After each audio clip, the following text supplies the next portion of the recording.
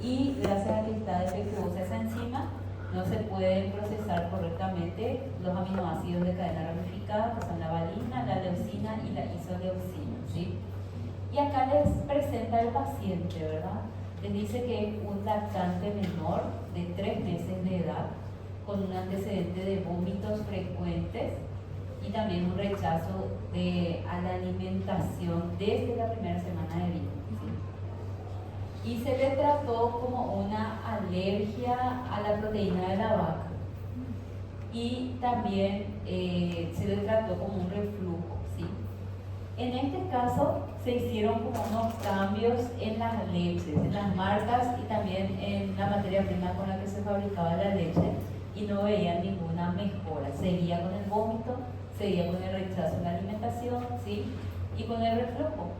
Ahora, se hizo un traslado entonces a un hospital mucho más grande, ya cuando el niño tenía una historia de 5 días de tos, fiebre y aproximadamente 9 horas de dificultad respiratoria, ¿sí? Algunas veces así, en caso de niños, cuando hay dificultad respiratoria, suele ser por algún tipo de acidosis, ¿sí? Entonces, los pulmones intentan compensar ese desbalance de pH, entonces empiezan a respirar mucho más rápido porque necesitan más oxígeno para poder regular el pH del sistema. Entonces, este niño por eso presenta esa dificultad respiratoria, ¿sí? Y además los vómitos también son, ¿cómo se dice?, bastante mal señal en este caso, ¿sí? Que el niño no vomita, ¿verdad? Pero en este caso los vómitos eran muy frecuentes. Ahora, después le dice también que 3 horas más tarde de llevarlo al hospital ya presenta convulsiones y también va a necesitar un traslado a la sala de cuidados intensivos pediátricos, y también ya se le colocó una ventilación mecánica, justamente porque ya no podía sostener ni siquiera la ventilación natural, vamos a decir. Y se le hizo algunos estudios de laboratorio justamente para saber qué es lo que le está pasando. Bajo sospecha, seguramente pensaron que es un tipo de acidosis, pero todavía no se sabe la causa, ¿verdad? ¿Qué es lo que está fallando? Porque la acidosis se puede producir por varias causas. Entonces, aquí tenemos un caso de acidosis metabólica que se pudo controlar en 48 horas, y también por la acumulación de cuerpos cetónicos también se tuvo una cetonuria, y también se le hizo algunos estudios de imágenes, ¿sí? Unas resonancias magnéticas. ¿Qué es lo que se encontró acá? Una atrofia cortical, o sea que probablemente el cerebro ha sufrido algún tipo de hinchazón o edema que justamente hace que ocurra una atrofia cortical, que es lo que va a ser visible en las imágenes. Y también, ¿qué se encontró en el laboratorio? Una elevación de metabolitos, ¿sí? Para poder saber la concentración de estos metabolitos se suelen utilizar las cromatografías. Entonces, se pudo observar gran cantidad o elevada concentración, mejor dicho, de los aminoácidos de cadena ramificada, metabolitos de ese metabolismo. Ahora, ¿qué más? Después se le hizo un estudio genético ya sospechando, ya que se tenía la elevada concentración de metabolitos que indicaban que no se estaban rompiendo correctamente los aminoácidos de cadena ramificada, y al realizar los estudios genéticos se pudo ver que había una subunidad E3 de la enzima de este complejo que no estaba funcionando correctamente, ¿sí? Entonces, ¿qué es lo que encontramos? Bueno, conclusiones, dice solamente que estos errores del metabolismo son frecuentes, son más frecuentes, y que se debe sospechar en niños con vómitos frecuentes, ¿verdad? Justamente este niño venía primero con vómitos nada más. O sea, lo primero que apareció en él fueron los vómitos, el rechazo a la alimentación. Ya después, con el tiempo, empezó ya a sufrir dificultad respiratoria, y después de eso empezó a tener sus crisis convulsivas, y ya después necesitó la ventilación mecánica, ¿sí?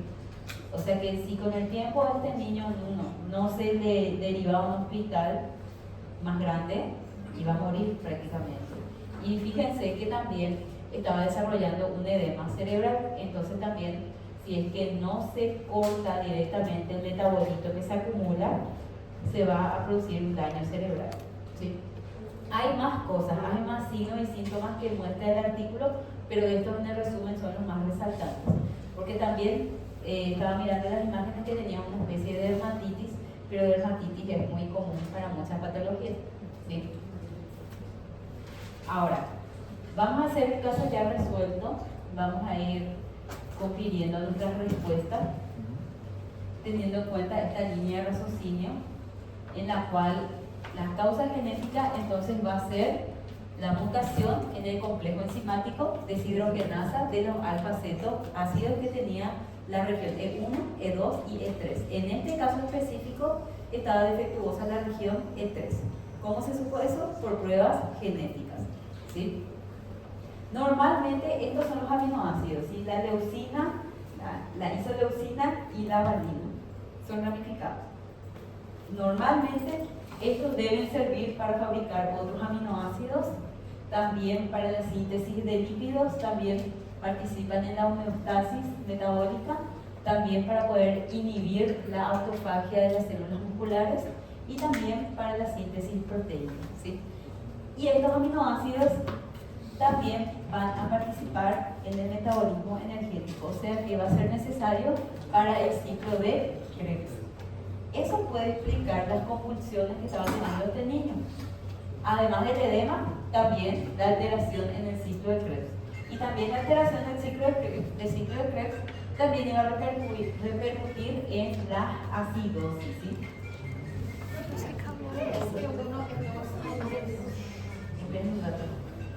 ¿De quién es ese celular?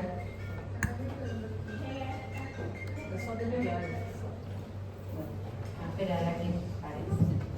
¿Qué son las partes E1, E2 y E3?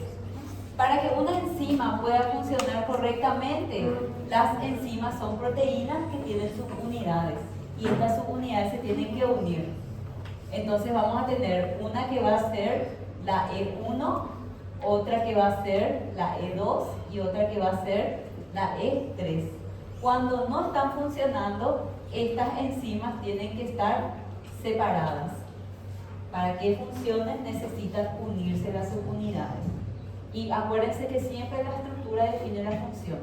Entonces, si tenemos alguna mutación, tenemos un problema estructural, entonces estas zonas no encajan correctamente, entonces todo este complejo no funciona, ¿sí? Ahora, la otra pregunta era ¿cómo afecta la acumulación entonces de aminoácidos ramificados al metabolismo y al sistema nervioso? Yo les creo que hay una respuesta corta donde dice que la acumulación de los metabolitos lo que van a hacer es tener una función neurotóxica, ¿sí? Entonces en ese caso es donde van a causar el daño cerebral, el edema cerebral, la acidosis metabólica y las convulsiones debido a la interferencia en el metabolismo energético del cerebro, ¿sí?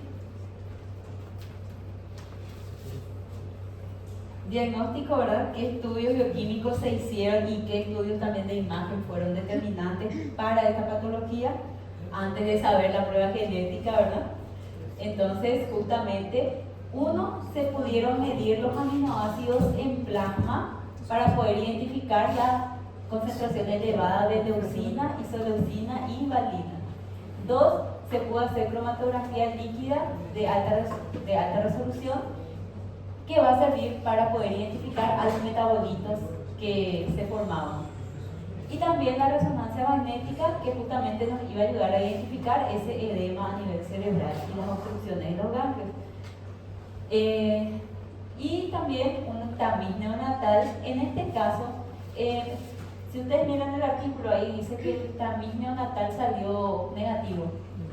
Entonces, ¿por qué? Porque es solamente una subunidad. Entonces, ¿qué pasa ahí? Ellos mandaron otra vez a un laboratorio especializado en la parte genética para poder hacer la identificación del gen ya con esta sospecha. Porque carísimo sale este estudio. Pero también no se hace también neonatal en crianzas después de 3 meses, ¿no? Porque en caso clínico el niño tiene 3 meses. Sí, Y fíjense, ¿qué pasó acá? ¿Por qué le hicieron el tamiz neonatal? Porque pensaron que la enfermedad se estaba manifestando recién a los 3 meses. Y fíjense lo siguiente, el primer tamiz neonatal que se le hizo ya en los primeros días de nacido ya salió negativo. O sea, era, ¿cómo se dice? No se podía identificar con el tamiz luego. Si no se identificó en los primeros días, se hizo nuevamente porque es lo que se tenía al alcance nada más. Pero salió negativo. Entonces, en ese caso, una prueba genética. Carísima, carísima, carísima. Entonces, antes de mandarse una prueba genética, tiene que estar seguro también de todo eso y justificar por qué. Porque si le hacen gastar mucho dinero también al paciente, preparen sus bolsillos y a su abogado. ¿Sí? Por eso no me gusta eso, tranquilo.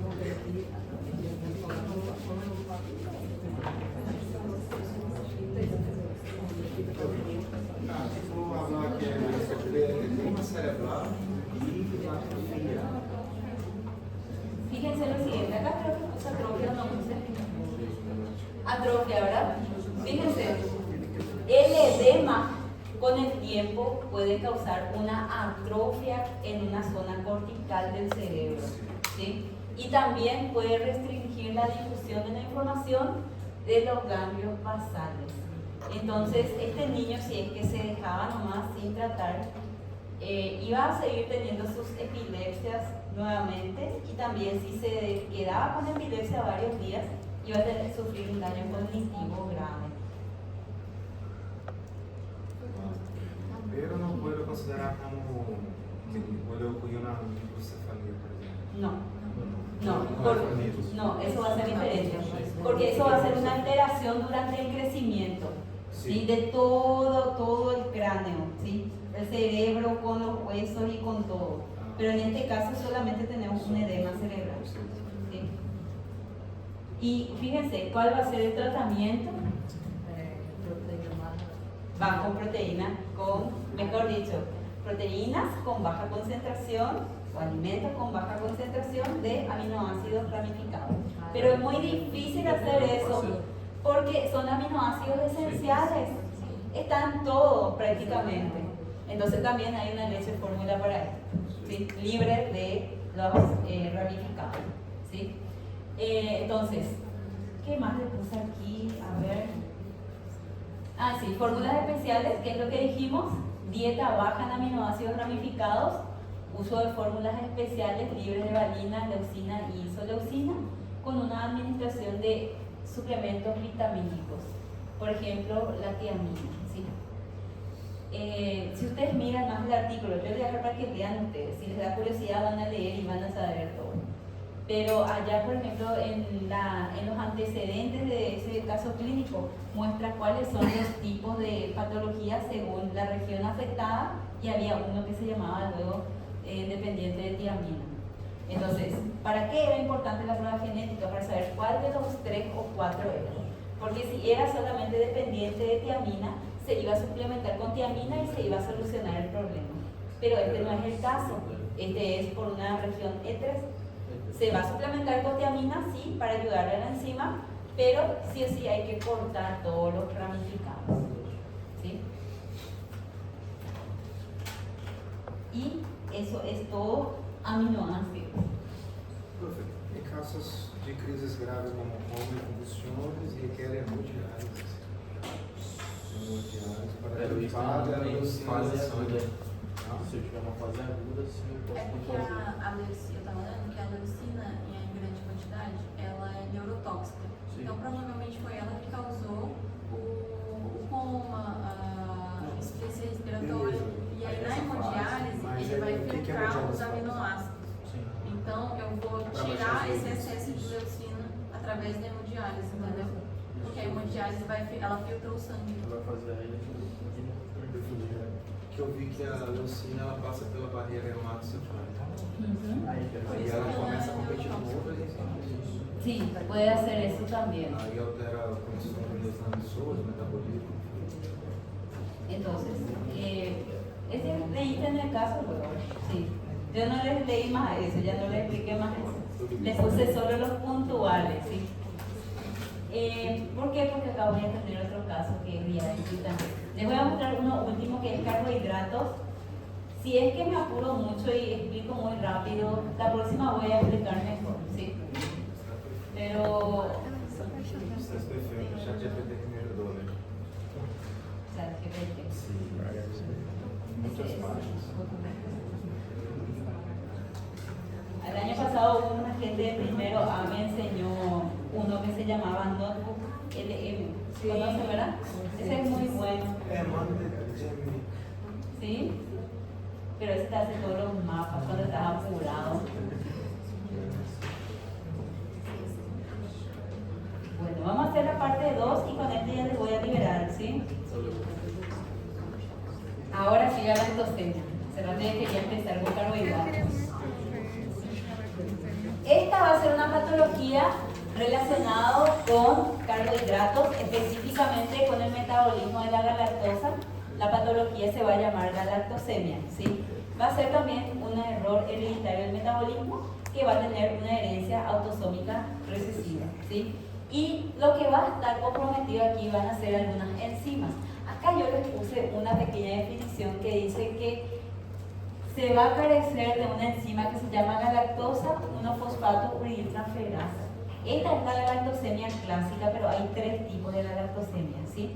Entonces, para poder recordar esto, tenemos que recordar algunas funciones de la galactosa y dónde podemos encontrarla, ¿verdad? Entonces, la galactosa, ¿dónde podemos encontrarla principalmente? En la lactosa, que es el azúcar de la leche, que se tiene que descomponer en glucosa y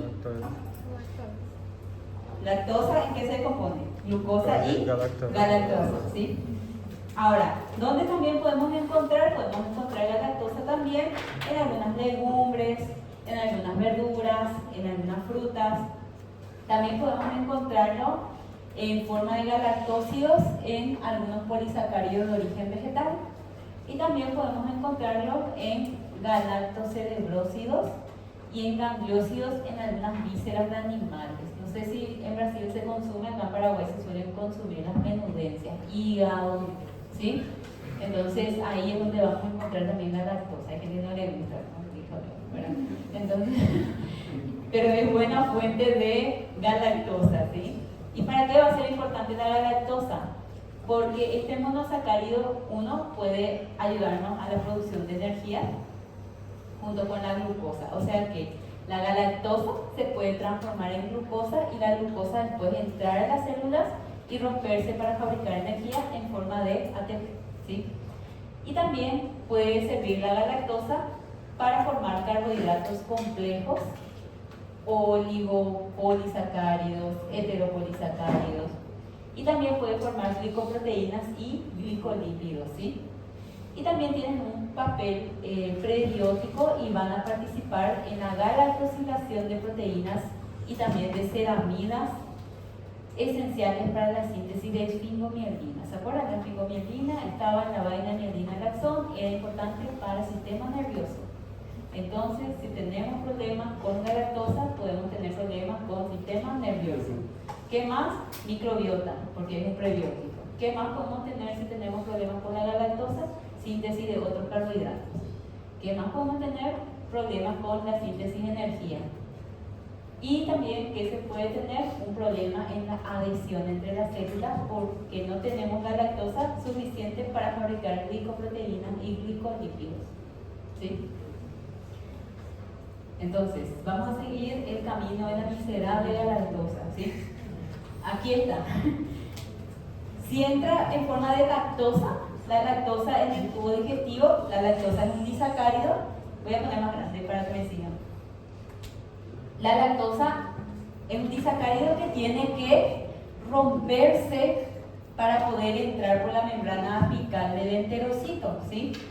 Este esquema sale del ROS. Pueden volver a leer el ROS si quieren. Entonces, se tiene que hidrolizar la lactosa en galactosa y glucosa por medio de una enzima que se llama lactasa. Ahora, cuando ya tenemos la lactosa, ya está rota, y ya tenemos galactosa y glucosa, estos monosacáridos tienen que entrar por la zona apical del enterocito. Y esto va a ser gracias a un transportador que va a ser el transportador sodio-glucosa de tipo 1.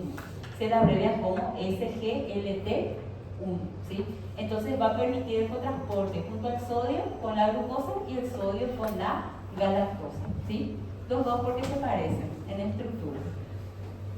Aquí hay un pequeño esquema si quieren para mirar, ¿ven? Entonces aquí tenemos a la glucosa y a la galactosa entrando por un transportador de tipo 1, un cotransporte.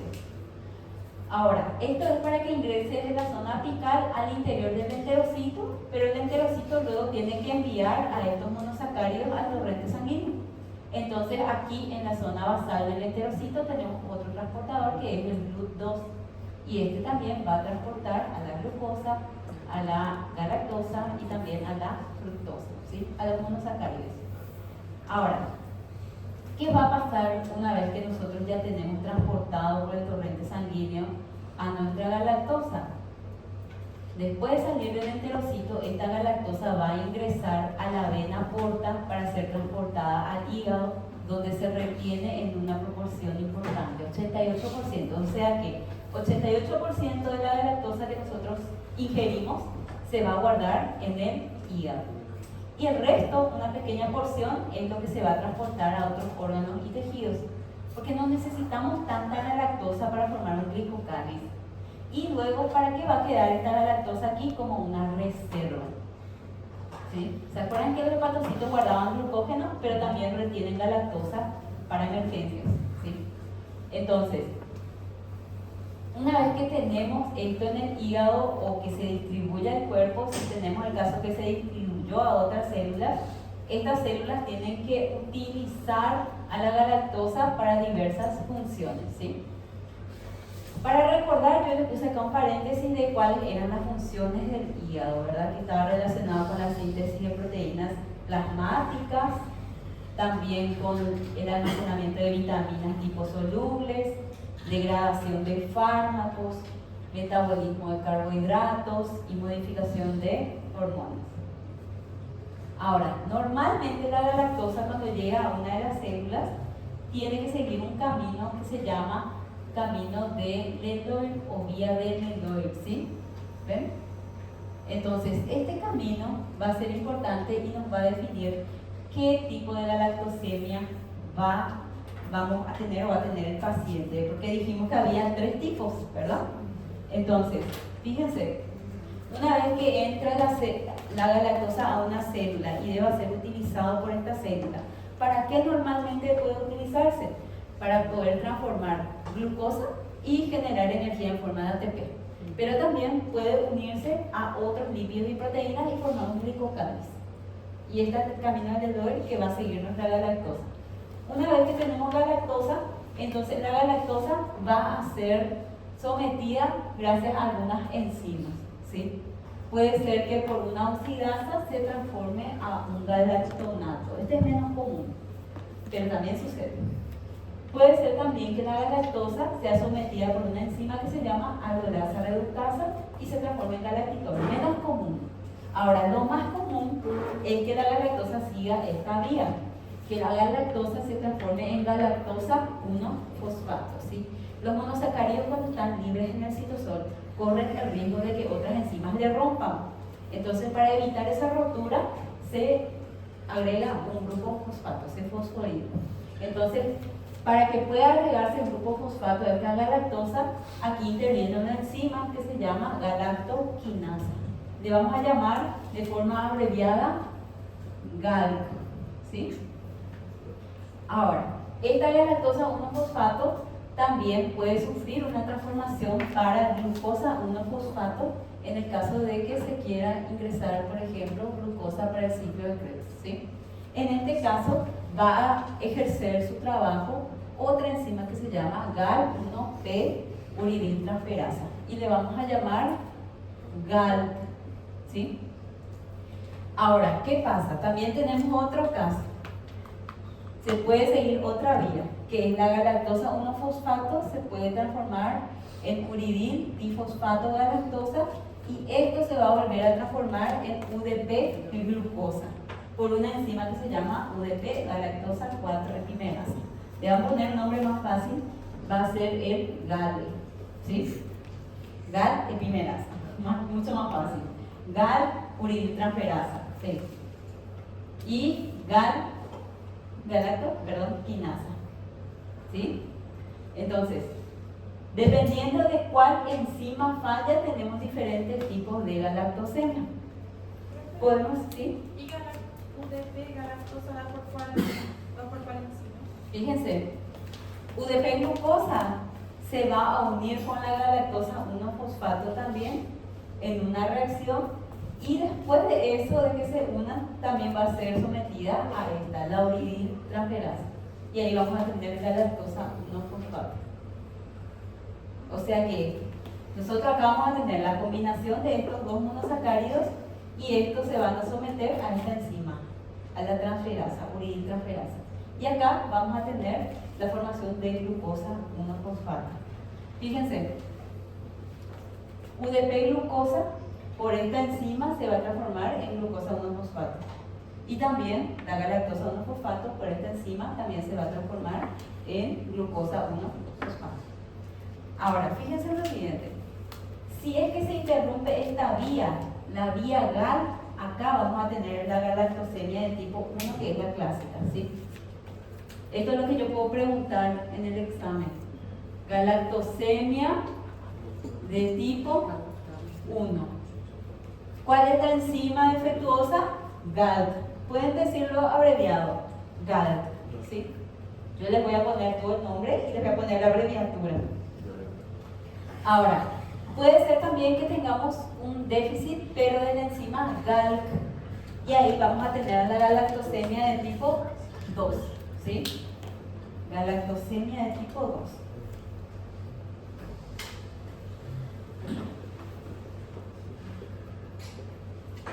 Deficiencia de GALC, ¿sí? Y también tenemos otro déficit de otra enzima que se llama GALC. Y en este caso vamos a tener una galactosemia de tipo 3.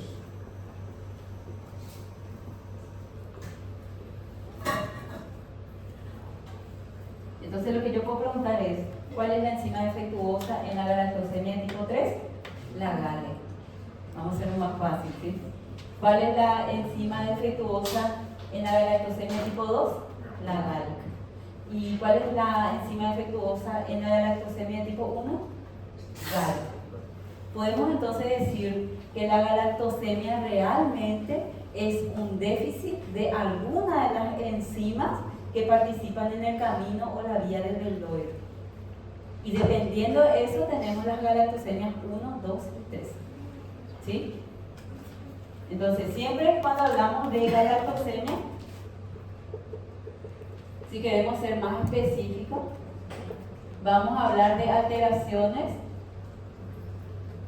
en la vía o camino de deltoide, que es el camino de la galactosa. Y dependiendo de qué enzima esté afectada, tenemos los tres tipos, ¿verdad? De tipo 1, de tipo 2 y de tipo 3.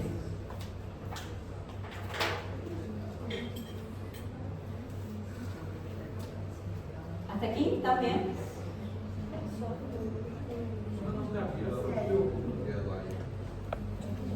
Deltoide. Les pongo acá el nombre. Camino de deltoide. Esta vía está descrita en el libro de Solari, ¿sí? Yo les pasé como una carpeta llena de libros en el drive de genética.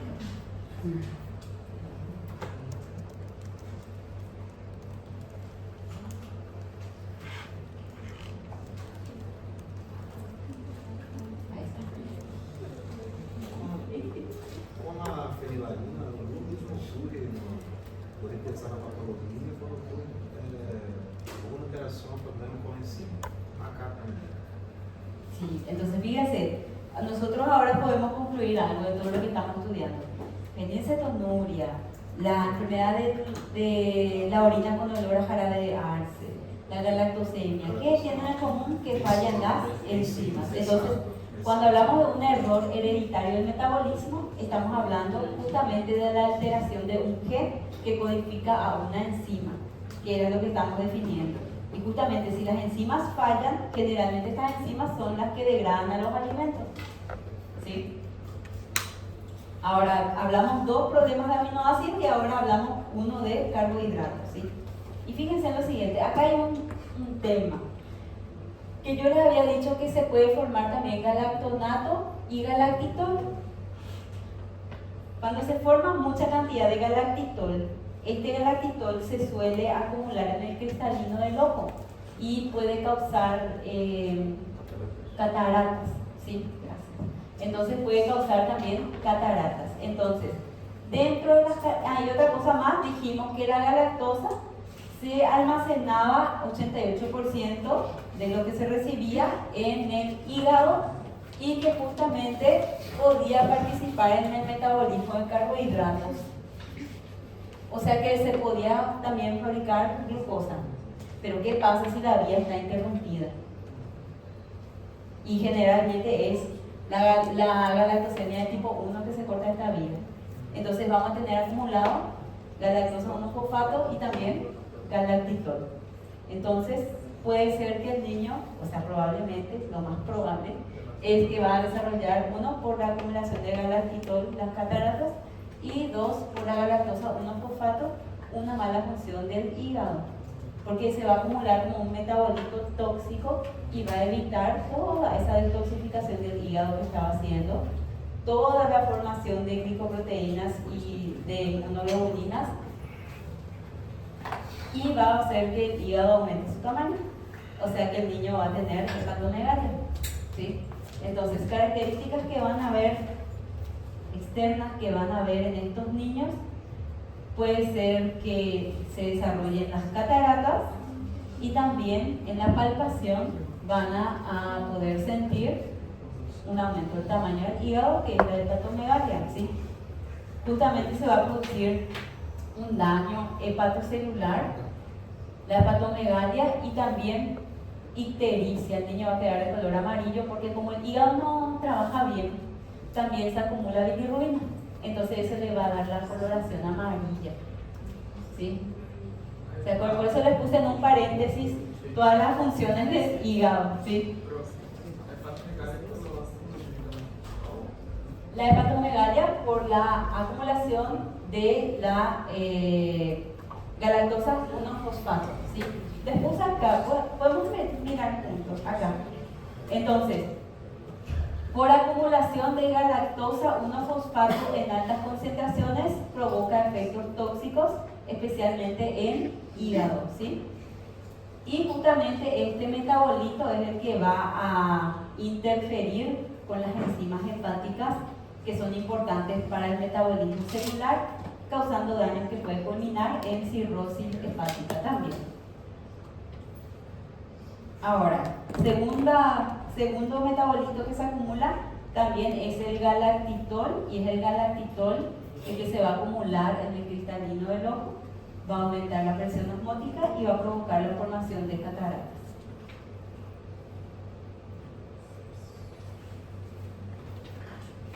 Al terminar las unidades, voy a traer más casos problemáticos para hacer, así les voy a dar el caso y para que ustedes vayan presentando también. ¿Sí? Bastante interesante. Essa glucosa 1-fosfato é a mesma que a mitocondria usa para generar ATP. Sí. Entonces, fíjense, la glucosa, ¿no? Entonces, fíjense, la glucosa 1-fosfato va a ser la misma glucosa que va a usar luego la célula. Fíjense que la mitocondria no va a usar la glucosa en sí. La glucosa 1-fosfato va a sufrir cambios por 10 enzimas, que son las enzimas de la glucólisis, y se tiene que romper a 2 moléculas de piruvato. Y el piruvato recién va a ingresar a la matriz mitocondrial para el ciclo de Krebs. ¿Sí? ¿Preguntas hasta aquí? Yo les puse una lista, miren, yo les pongo todo ese así de cosas para leer para que ustedes lean. ¿Sí? Entonces, les subrayé lo más importante, dice aquí, que lo común es que los niños tengan pobre succión no tienen suficiente energía ni para succionar ni para amamantar, ¿verdad? Falla en el crecimiento también, vómitos, como el otro niño que estábamos viendo hace un momento, diarrea, letargia, o sea, no se va a mover mucho, no tiene suficiente energía para eso, hepatomegalia, sangrado menos común, acidosis tubular renal y también catarata. Y aquí también esta imagen muestra daño cerebral, porque con el tiempo justamente se puede tener acumulación de estos metabolitos y tener eventualmente un daño cerebral en sí.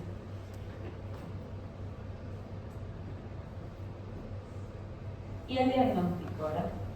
Entonces, cuando hay una sospecha de la lactosemia, primero que nada con las manifestaciones clínicas, hepatomegalia, las cataratas, la coloración amarillenta, la letargia, ¿sí?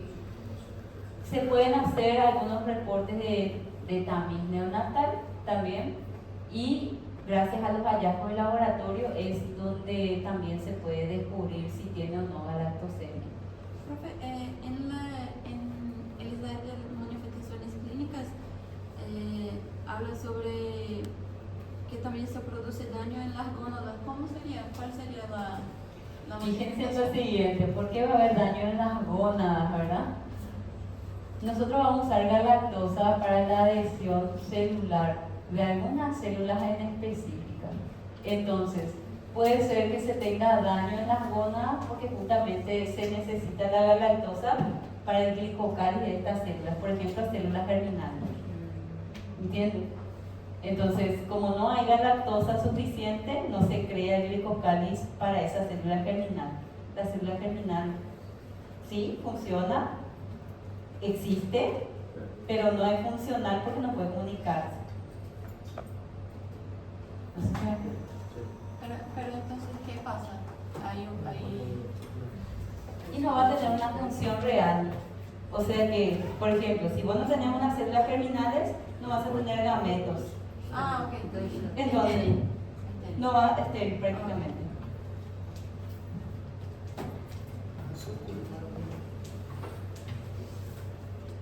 A ver, ¿qué estaba diciendo? Continúo, ¿sí?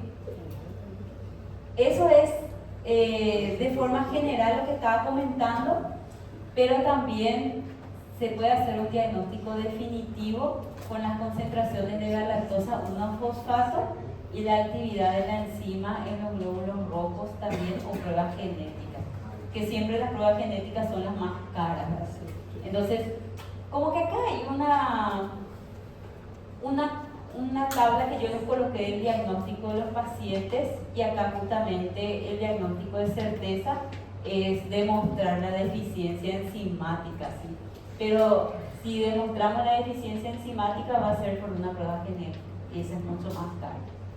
Ahora, otra cosa que se puede hacer, mirar las alteraciones bioquímicas, alta concentración de galactosa en plasma, también de galactosa 1-fosfato en eritrocitos, alta elevación de galactitol en plasma y en orina, ¿sí? También las concentraciones de bilirrubina, que justamente va a ser igual o va a ser el resultado esperado de lo que ustedes están viendo, que es la coloración amarilla de la piel del niño, ¿sí? Y eso. Hay otra cosa que también pueden sufrir, es una sepsis por E. coli. Puede ser que la E. coli suba del intestino grueso a todo el tubo digestivo, porque la galactosa era importante justamente para alimentar a la microbiota, que era buena. Entonces también pueden tener una sepsis por E. coli. Bastante multifactorial nuestra enfermedad. ¿Hasta aquí todo bien?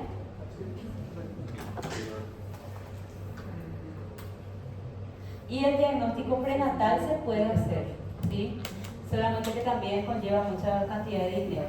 En la semana 11 se puede hacer este diagnóstico prenatal, y es un estudio de corio del embrión, y lo que se va a hacer es cultivar a estas células y poder, por ejemplo, identificar la cantidad de galactitol que se producen, y también en qué tipo de células, por ejemplo en líquido amniótico, pero también en vellosidades coriónicas y también en amniocitos cultivados. Primero extraer la muestra, cultivar y con ese cultivo ver las concentraciones de productos tóxicos, ¿sí? Y el tratamiento.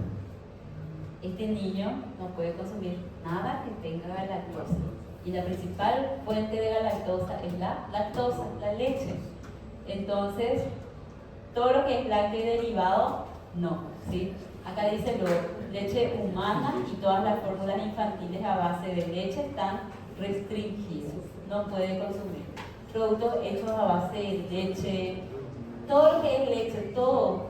Algunos quesos a excepción de los maduros, productos de soya fermentada, vísceras y carnes frías no pueden consumir tampoco porque estábamos diciendo que tenía galactosa o salsa de soja fermentada. Lo que sí puede consumir, fórmulas de soja no fermentada, aminoácidos, todo lo que es aminoácidos va a poder consumir, ¿sí? Algunos quesos maduros también, por los microorganismos que tienen degradan la galactosa, y caseinato de calcio y sodio y también un poco de, va a poder consumir cacao, por ejemplo, excepto leche de chocolate, ¿verdad? Cacao, pero sin la leche. Saborizantes naturales o artificiales y todas las gomas, incluyendo las carrageninas. La próxima vamos a hacer actividades. Al terminar la unidad 2, vamos a tener otra actividad que va a